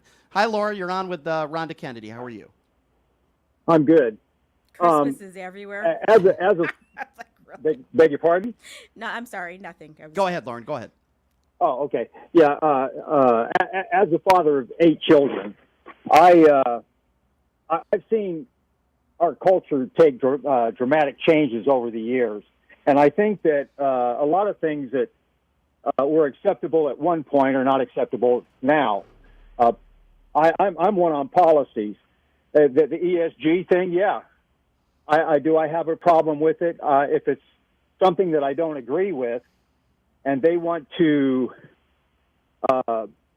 give certain benefits to corporations, then yeah, I think that if I disagree with it, I should boycott their products or their stores. And I would never take that right away from you. I would never take that right away from you. Okay, and as far as getting information, I mean, my information, I primarily watch ABC World News, and then there's a number of sites that I go on to on YouTube from around the world. Plus, I know people from around the world where I can get information if I need to get it. I think that I have 2 children that were born with AIDS. So I had to, in the early days of AIDS, I had to take them in for treatment at UMC, and my exposure to the gay community at that time was very limited. Mm-hmm. However, I got to know quite a few of the guys, and my point is this. Most of the gays that I know are not on board with the transgender thing, and really kind of resent the fact that they're being lumped. Okay, but hold on. Define what you mean by being, quote, on board. What does that mean? In other words, a few of the guys told me there's no such thing as transgender. Okay, well, that person's an idiot. Okay, yes, there is something called transgender. That person's an idiot. They don't know what they're talking about. That's what saying there's no such thing as being gay or straight. There is something called being transgender. Gay. They're gay. That's not true. That's not true. Not every transgender's gay. That's not true. That's also factually inaccurate. Why don't we go? Brian, okay, what's the you're definition of a jumping in transgender? and not even giving me a chance to Brian? say anything. I've let you talk for 4 minutes. What are you talking about? Okay. Go ahead. Finish your statement. I'm just saying that your friend who said there's no such thing as transgender is an idiot. I said Let him explain. What does he mean by transgender? I mean, you might be saying the same thing. Someone who says that they really relate to being a man, but they're a woman, but then actually dates men and then say they're gay. I mean, let him define what he's talking about. What do you mean when you say transgender? What's your definition of a transgender? Well, I guess to me the definition of transgender is someone that it is going in the process of going through or saying that they're living as either a woman if they're a male, and if they're a female, living as a male. Right. I don't disagree. That's what I understand. But that doesn't mean you're gay. It doesn't mean you're necessarily gay, right? Well, if you're born a man. No, I'm not saying that. I'm saying that the gay people that I have known over the years, I was just trying to put out that a lot of gays do not believe in the whole transgender. And you know what? There's a lot. There's a lot of straight people that believe being gay is a choice. They're also wrong. There are people in society that are wrong. That is true with the gay community, though. Yeah, I mean, there are people in the gay community that would be wrong. I mean, if you're born a man and you've never been comfortable in your body and you transition into a woman, you are defined as transgender. You're not defined as gay or straight or any of that stuff. You are a transgender, and it's unfortunate that there are some people. When you change it, when you don't have a penis anymore. Now, when you're walking around with a penis, going into women's and kids' locker rooms, and then saying that you're transgender, they're not really a transgender. Okay, so there are people that take advantage of using the word. There's no question about that, and they do inappropriate things. I think it's a very small minority of people, but there are people, Rhonda, you're right, that do that. The point I'm trying to make is there are transgenders out there that are transgenders. They don't harm anybody. They're living their life. They want to be who they are. They want to be left alone. They want to stop being discriminated against. And they want to stop people like James from discriminating against them. And nobody's taking anybody's parental rights away. That's a lie. And I'm sorry, I just disagree. I don't know if I agree with that or not, because there are states that are trying to pass laws or school boards that are saying don't let the parents know. And like I said, first off, I don't watch Fox. I haven't watched Fox in over a decade. Okay, so my primary thing is world news, and then I get information from other news sites. I totally, and from I have, people around the Lauren, world. I have no problem with that. And I always appreciate it when you call in, and I appreciate the phone call, Lauren. I always appreciate hearing your perspective. I would just add that some of your friends or friends that are gay that say there is no such thing as being transgender is about as dumb as I've ever heard in my life, and that's like me saying there's no such thing as being gay. That is an idiotic statement. Are there people that are not transgender that just say they are just to get attention? Sure. I'm sure there are some people in society. Rhonda mentioned, if you didn't get the snip and you're going into a woman's locker room, that can't happen. I'm with you 100% on that, but it's not happening very often, and I guess, that's my frustration. All right, I'll take another break. Number to call, 702-221-7283. Your friend James got me going, Rhonda. He got me going because those are the people that frustrate the hell out of me, man. They focus all their time on our parental rights are being taken away, and You should have him on one day. Just have it Hey, one-on-one with you. I would, but I don't know who he is. I would, but it's like you want to focus all your attention on how parental rights are being taken away, and oh my God, gender equity. That sounds so horrible. And What is gender equity? Well, he couldn't define anything Because that's the Yeah. BS stuff that Target and everybody else feel good groups. I come like up the with. fact that you're willing to talk about anything, but he's willing to talk about how he can't stand this pro-transgender stuff, and then all of a sudden I bring up guns, and he says, well, I'm just a citizen. I find that very interesting. Anyway, we're going to take a break. We'll take some more phone calls on the other side. 702-221-7283. When we come back, Rhonda has been an attorney for how long? 9 years. 9 years. You passed the bar. So I want to get your thoughts on the subway chokehold story in New York. I really want to get your opinions on that. We'll take a quick break. We'll be back right after this. It's Pushing the Limits right here on KSHP. And we're pushing the limits today.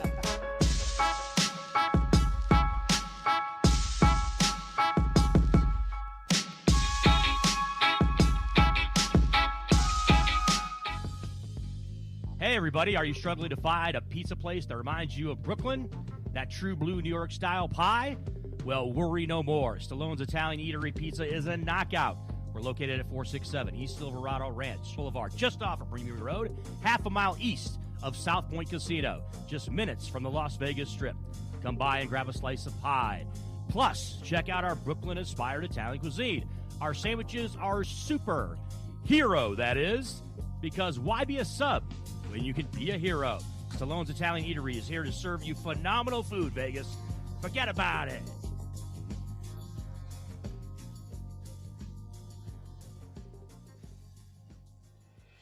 Buying or selling a home is a huge life event that requires guidance from an expert in the industry and community. My name is Blake Wynn. You may recognize my name as my grandfather was the best governor the state of Nevada has ever had. Growing up in Las Vegas, I've come to know this community intricately. Now, I am raising a family here as well, so I understand all the issues impacting our home and quality of life.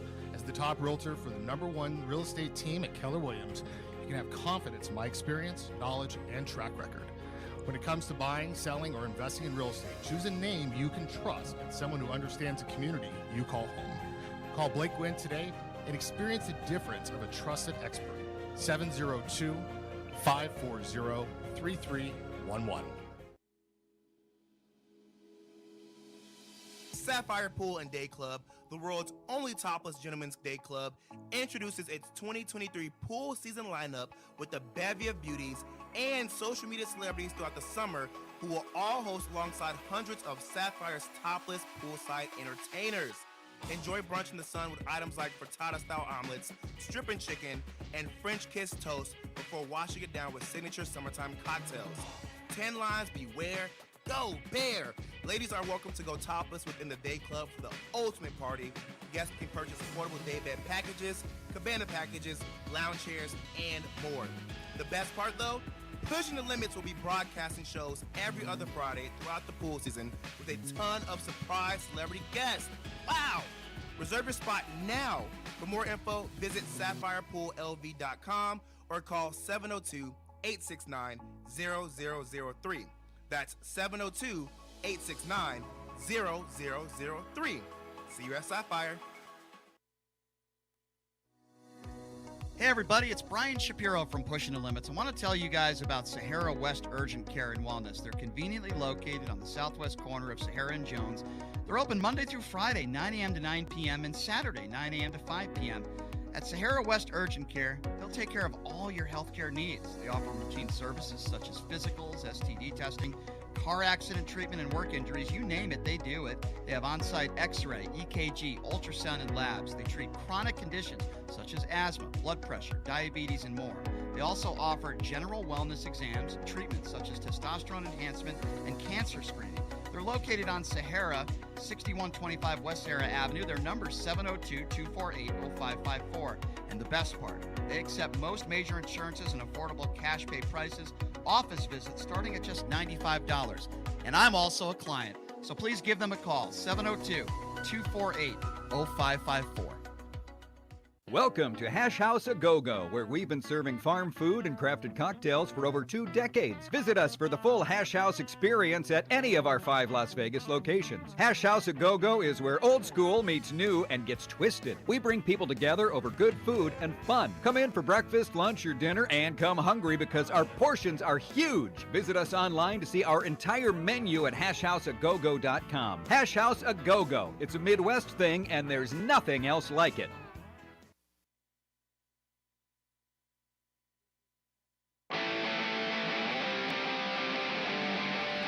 All right, welcome back. It is Pushing the Limits on a Tuesday. Thank you so much for joining us. Please check out my friends at Sahara West Urgent and Primary Care. They're located at 6125 West Sahara Avenue, Suite 1B. No appointment needed. They take most insurances. If you don't have insurance, they only charge $95. I was in and out of there in 20 minutes. It's awesome. Jessica and Andrew will take care of you. They're great people. Give them a call, 702-248-0554. You could also visit them online at SaharaWestUrgentCare.com. On a side note, a funny note, I don't know if he's still listening. Guy James, who just called in, my producer did a little bit of a Google search on him. And I'll say, we saw a picture of him. He looks almost identical to Ed Norton in American History X. Take that as you wish, but this is the same person who says racial equity and gender equity is being pushed. It sounds like something that Ed Norton did say in American History X. I just wanted to add that in there, that's all. But anyway, shocker that somebody who seems to not be for gender equity or racial equity is somebody that is a white male, a straight white male. I'm shocked to hear that. But anyway, welcome back to the show. Ronda Kennedy joining us in studio as I'm attacking her friend. Ronda's running for U.S. Senate as a Republican in the great state of Nevada, and she's nice enough to be joining us and suffering through my grievances. But no, in all seriousness, Ronda, I'm glad you're here. As someone who is a attorney who's practiced law for almost 10 years, I wanted to get your thoughts on the subway chokehold story. As people know, you may or may not be aware, the Michael Jackson impersonator, homeless man, clearly mentally ill, screaming some things out in his subway, saying he didn't care if he died, saying he didn't care if he went to jail, saying he was hungry, he needed food. Never put his hands on anybody, no weapons on his person, and this guy who's an ex-Marine, and I don't even like bringing that up because it has nothing to do with the story, but puts him in a chokehold for 8 minutes and kills him. Again, a lot of people on the right, I would imagine James would be one of them, that would be defending the chokeholder. I don't know if it's murder, but certainly it's manslaughter in my opinion. What are your thoughts on this case? Well, definitely it would probably be an imperfect self-defense that could go to manslaughter. But I think the biggest issue is that the mentally ill homeless guy was in the situation in the first place. I have to just first start off with that there's so much untreated mental illness in this country. People that go untreated, people that society just ignores until something tragic like this happens, and then it's attention that's being brought to it. But I think this guy probably should have gotten help a long time ago. I don't think this is probably the first incident involving him, and he wasn't given, I'm sure he's had other contact with authorities, and he wasn't given the treatment that was necessary to help him. So I'd like to say that first of all. Second of all, I mean, shame on the people who are the other people who were on that train that did not come to his aid at all, just to tell the other guy, like, hey, I think he's cool, I think he's subdued, let him go. I mean, 8 minutes is a long time to have someone in a chokehold, and I believe the chokehold was banned for police officers using the chokehold for that very reason, because it's easy to to kill someone that way. I feel that, the individual who did the chokehold was in a bad position, that he felt like he had to step in and do something. There was other ways to. Hindsight, you could always play Monday morning quarterback, but I think there was other ways to be able to subdue that individual. He didn't have a weapon. He only had words and what he was talking about. And Right. I mean, I don't know about you, but being around the streets of LA, You see being that a here in lot, the streets right? of Las Yeah. Vegas, you see it all the time. Of course, yep. And you're just aware of your surroundings. I pay them no mind. Exactly. I treat them like they're human beings. I don't act afraid of them. I make sure I'm conscious of my surroundings, make sure they don't have a weapon. Right. But I think it was very unfortunate, but I don't agree with the 8-minute chokehold. So do you agree with what the DA Bragg did in the charges that were filed? Do you agree with that? I don't agree with the charges. Do you think he should be charged with anything? I don't think he should be charged with anything. Really? No, That's where we might disagree. I don't think he should be charged with anything. I think that it was an accident. Okay, so And I here's don't where think we it- might disagree. Let me ask you this.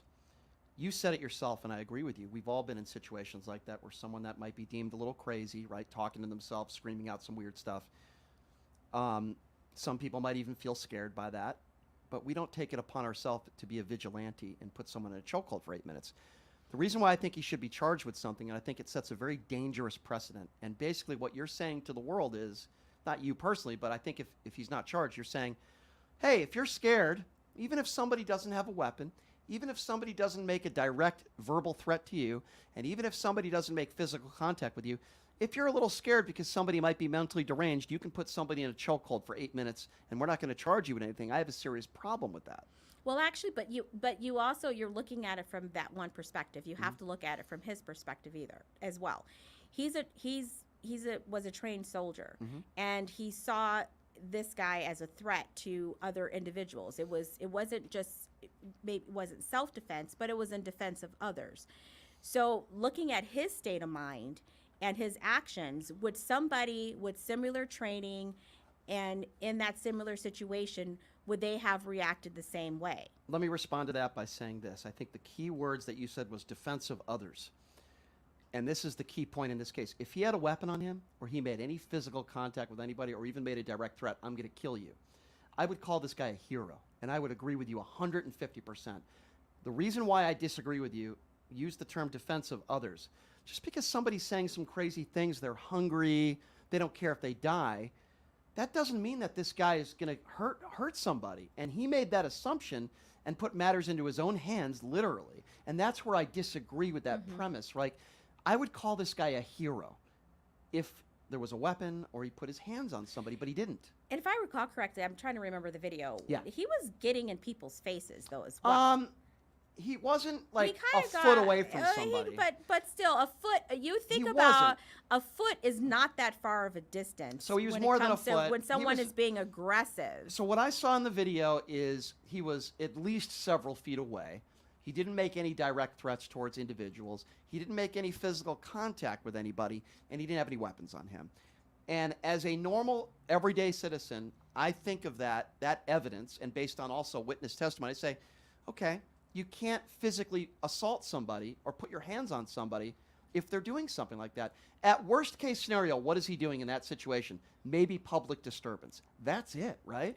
And just because somebody's a public disturbance, go to Fremont Street.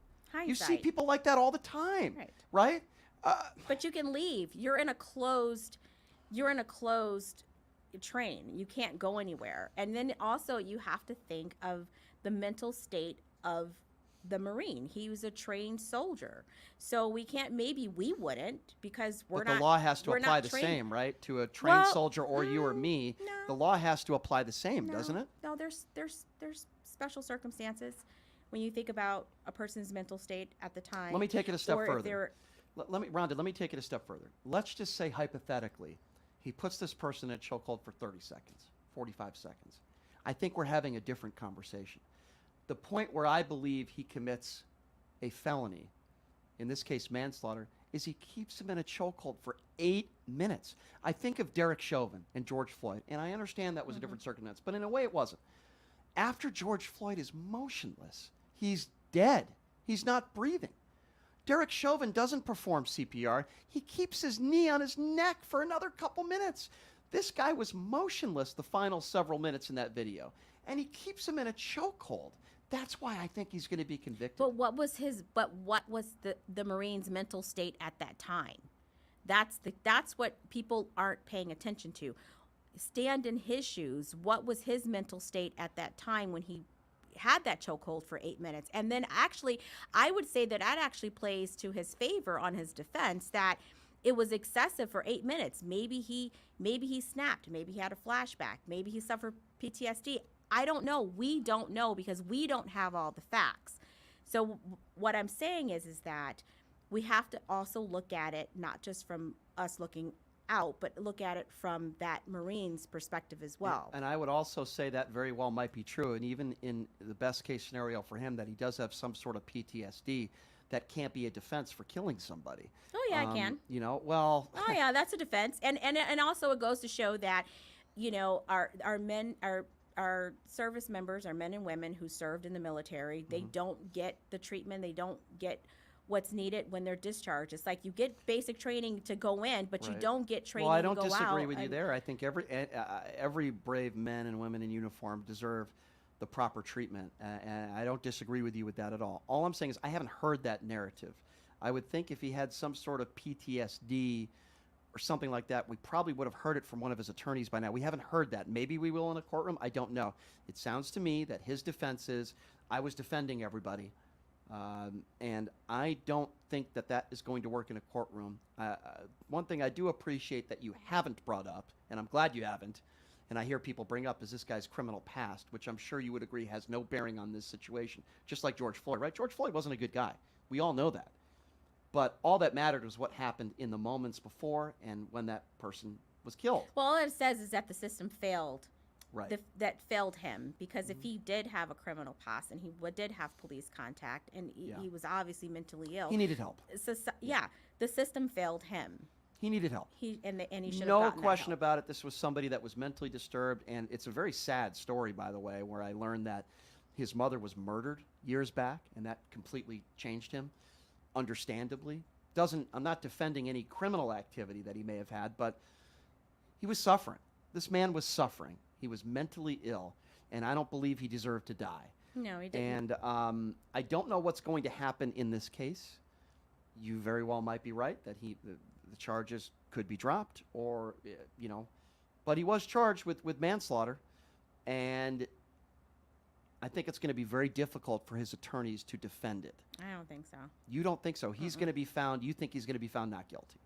I think that once things come out, because the other thing is to say what happens behind the scenes is his attorney is talking to the DA, and you're giving like, look, this is why your case is weak, because my guy, I had a similar situation where I represented a guy that suffered from PTSD, was blown up in Fallujah 3 times with a traumatic brain injury, that was arrested for attempted murder and that was behind the scenes conversations that I was having with the DA. Like, look, here's his medical records. He's PTSD, he's traumatic brain injury, yada, yada, yada. And then some type of deal is worked out because, there's issues. And a lot of these people, military men and women that get out, they have issues. And I believe something's going to come out where, well, we'll have to wait and see about this guy that. had some issues. We'll have to wait and see about that. And he may or may not have had those kinds of issues. But my argument, if I'm a prosecutor, would be, well, if he had these issues, why hasn't anything happened before? Why not just now? That would be my question there. Why did you keep him in a PTSD? Well, why did you keep him in a chokehold for 8 minutes? Because I blanked out. Why didn't you release him? He blacked out. I blanked out. I went back into a moment where I suffered my PTSD, and I completely blanked out. And the next thing I know, 8 minutes went by. You're the attorney. I understand that, but I'm just saying, if you, in this case, let's assume that you commit a crime. If your excuse is, or you claim that, well, it's my PTSD and I blanked out, a judge or a jury is not going to say, oh, okay, we'll just let you go then. There has to be a little bit more than that, more context to it. And it didn't appear to me that he blanked out. He knew exactly what he was doing. He's already made some public statements. So I don't know. We'll have to. Which I don't know why any attorney would let their client make any public statements. Yeah, he's already made some public statements to a member of the media. But let me ask you this. Yeah. As a black woman, let me ask you this. I've made this statement before. I've asked this question before. I'll ask you the same question. If the person who had the chokehold, if the person who was doing the chokehold was black, and the person who died was white, do you think Fox News and OAN and Newsmax would be handling this case the same way and giving their opinions the same way that they are? Well, not just them, but let's talk about CNN and MSNBC and all the other stations. They didn't, because the one thing that happens is something happens to a black person and it all of a sudden it's a racial issue. And I'm just saying that I don't think no one would be talking about it the way it is, including the Democrat-leaning stations, because probably not. Because for it happens to us, it's just votes and ratings for them, because because at the end of the day, I don't really see CNN and MSNBC and anyone else actually going into the black community and into the black neighborhoods and actually focusing and trying to solve real issues. It's always a color thing. So no, I think the fact that the homeless man, the victim, was black, that's makes it a big issue. If he was a white homeless guy, I don't think we would even know about this story. No, and I also believe, though, if it was the black man who did the chokehold to somebody white, it wouldn't surprise me if the black man would be in jail right now. That's just my personal opinion. Do you disagree with that? I think the case would have been handled more harshly. I think that the person who, if he was black, who committed the chokehold, would be in jail. I really do feel that way. I really don't know about that, especially in New York. I don't know about that. And the fact if he was black and he was military as well, I think we'd be looking at the same situation. There's no question that cases are high-profile cases due to skin color. I think back to the Trayvon Martin case, and even though George Zimmerman isn't even white, right? He's Hispanic, but that case was very high-profile. But that case also had a lot to do with race. Oh yeah, it did. I'm not sure that this case. I'm not sure that this man put him in a chokehold because he was black. I don't think I can make that correlation. I don't think so. Unless there's evidence that the prosecution has that he was a Nazi racist or had been swirling the N-word around, then that would be different. Then I think that should be put in a courtroom. But I don't think race was a factor in what took place that day. I guess that's what I'm trying to say. After the fact, though. Yeah. After the fact, the way the media covers certain things, there's no question I agree with you that. On all sides of the media. Yeah, I think that's very fair because it's ratings, right? It's a ratings getter, right? And I agree with you. And a vote getter. I honestly think that the whole BLM movement and the whole George Floyd movement would not have happened if we were not in a 2020 presidential election. Let's just be clear on that one. I mean, perhaps, but if you remember Barack Obama and you remember the Black Lives Matter protest that took place then, the Michael Brown right case, Ferguson, right? That did happen under Barack Obama, and it was a white cop versus a black man and Michael Brown. And I do take the side of a lot of people on the right in that case because I try to deal with facts and logic, and Michael Brown was a thug. He committed a crime. He attacked a police officer, and that's where I disagreed with Barack Obama and a lot of people on the left because the narrative was hands up, don't shoot, and that was a lie.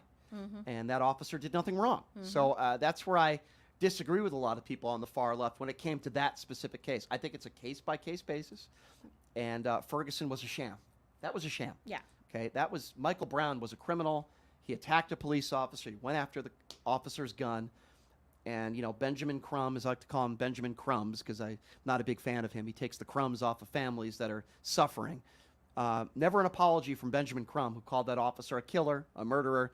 Never an apology from left-wing media, who called that officer a killer, and Michael Brown this model citizen, which he wasn't. Which endangered a lot of officers' lives because I agree. They become targets. I agree, and that was wrong. And I try to be fair. It's a case-by-case basis. Before we go, yes. Rhonda, I appreciate you being here. I want to give you the opportunity to give out information. How can people support your campaign? learn a little bit more about you if they haven't learned enough on this show, how do people do that? RondaKennedy.com, Ronda with no H, Kennedy.com. Follow me on social media. And I also want to just say, rest in peace to my Aunt Nani and my Aunt Camille. I'm sorry for your losses. Unfortunately, we both have experienced some tough losses in the last 6 months, and it's not fun. No. Dealing with any type of loss in one's life, no matter who you are or where you're from, I always have empathy and feel for you because I've been through the same, and it's horrible. So my thoughts and prayers certainly to your family. I'll say this: you didn't really fire me up today. The only person that fired me up was your friend James. I'm very peaceful and calm with you today, and your friend James calling me a liberal, that set me off. Other than that, I was pretty calm. Because we didn't talk about guns, that's why. We didn't, and James certainly didn't. So you wanted to talk. I wanted to talk about James guns. doesn't want to talk about guns. He wants to talk about transgenders and how the sky is falling from Target and transgenders. But anyway, Ronda, always appreciate you coming in studio, unlike some of your opponents who are cowards, who don't want to come in and be challenged on anything. I want to challenge her to a debate. Please come and debate me. Well, I'll tell you what. Let's debate. I will put that out there on social media. If Stephanie Phillips wants to come in studio and debate you on this show, and I will be a moderator, and I will just let you two go at it. It'll be a nice cat fight. I would love to, because everything she talks about, I actually did. Yeah. Well, you know what? Unfortunately, people that don't want to come on this show and have any type of debate with me are the same types of people that don't want to have debates with their opponents. So the answer would probably no, but I can try. I can ask for you. Anyway, appreciate you being here, Ronda. Thank you so much. Always Thanks a for having me, pleasure. And Brian. we will see you at Sapphire very soon. Yeah, very soon. Yes. Always a pleasure having Ronda in studio. All right, folks, that's a wrap. First round on you. Yes, that's right. Appreciate Ronda being here. Folks, it's going to be a 22-hour break. We'll see you tomorrow, same time, same place. Have a great day, everybody.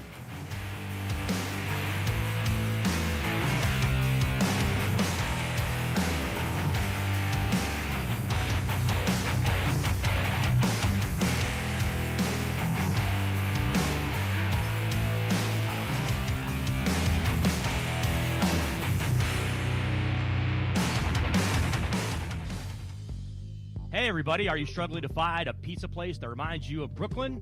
That true blue New York style pie? Well, worry no more. Stallone's Italian Eatery Pizza is a knockout. We're located at 467 East Silverado Ranch Boulevard, just off of Premier Road.